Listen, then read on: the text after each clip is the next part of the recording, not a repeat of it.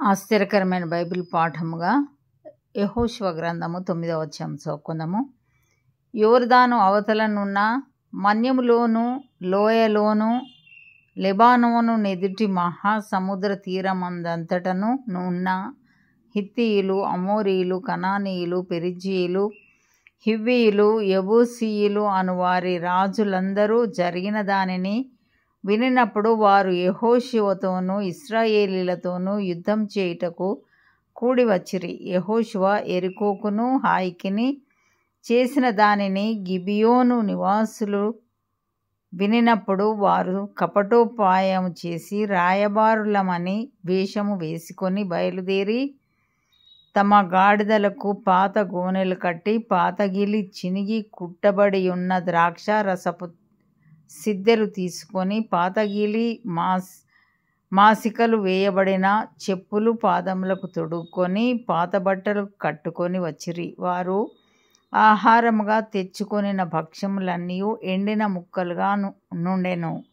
వారు గిల్గాలు నందలి పాళెంలోనున్న యెహోషువ యొద్దకు వచ్చి, మేము దూరదేశం నుండి వచ్చిన వారము, మాతోనొక నిబంధన చేయుడని అతనితోనూ ఇశ్రాయేలీయులతోనూ చెప్పగా, ఇశ్రాయేలీయులు, మీరు మా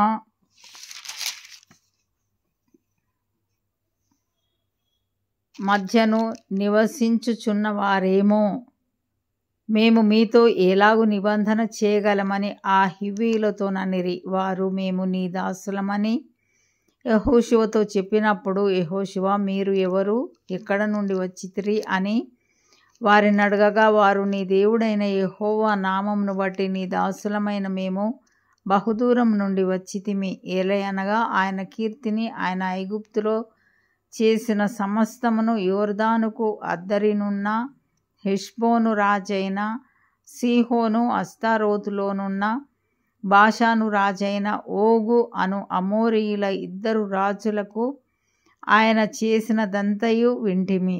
అప్పుడు మా పెద్దలును మా దేశ నివాసులందరూ మాతో, మీరు ప్రయాణము కొరకు ఆహారం చేత పట్టుకొని వారిని ఎదుర్కొనబోయి వారితో, మేము నీ దాసులము గనుక మాతో నిబంధన చేయుడి అని చెప్పుడి అనిరి. మీ యొద్దకు రావలెనని బయలుదేరిన దినమున మేము సిద్ధపరచుకొని మా ఇండ్ల నుండి తెచ్చుకొనిన మా వేడి భక్ష్యములు ఇవే. ఇప్పటికీ అవి ఎండి ముక్కలాయెను. ఈ ద్రాక్షారసపు సిద్దెలను మేము నింపినప్పుడు అవి క్రొత్తవే, ఇప్పటికీ అవి చినిగిపోయెను.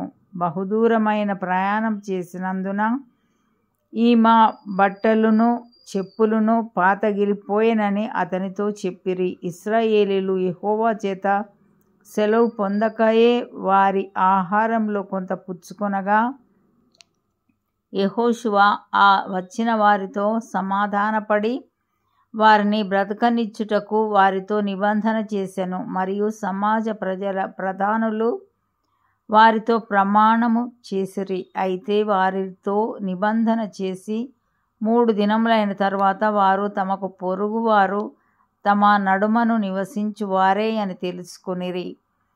ఇశ్రాయేలీయులు సాగి 3వ నాడు వారి పట్టణములకు వచ్చిరి.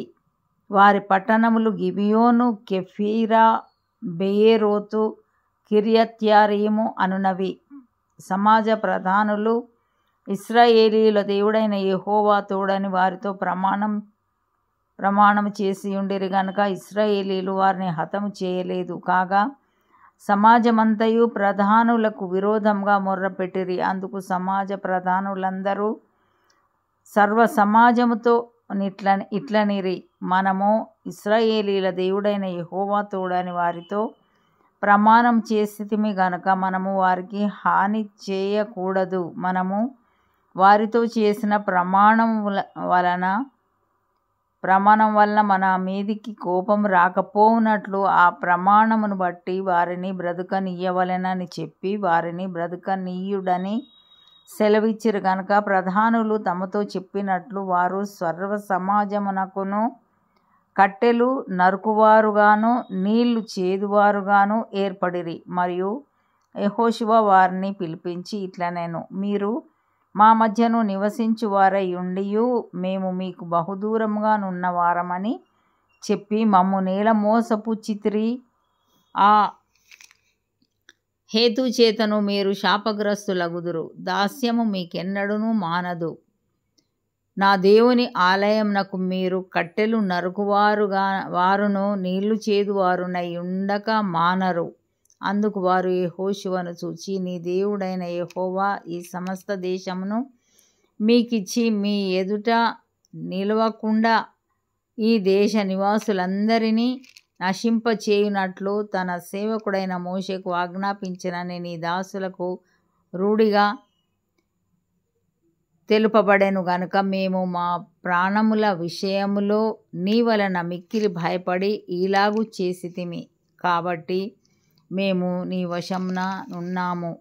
మాకేమి చేయుట నీ దృష్టికి న్యాయమో, ఏది మంచిదో అదే చేయుమని యెహోషువకు ఉత్తరమిచ్చిరి. కాగా అతడు అలాగు చేసి ఇశ్రాయేలీయులు గిబియోనీయులను చంపకుండా వారి చేతులలో నుండి విడిపించెను. అయితే సమాజము కొరకును యెహోవా ఏర్పరచుకొను చోటున నుండు బలిపీఠము కొరకును కట్టెలు నరుకువారుగాను నీళ్లు చేదువారుగాను యెహోషువ ఆ దినమందే వారిని నియమించెను.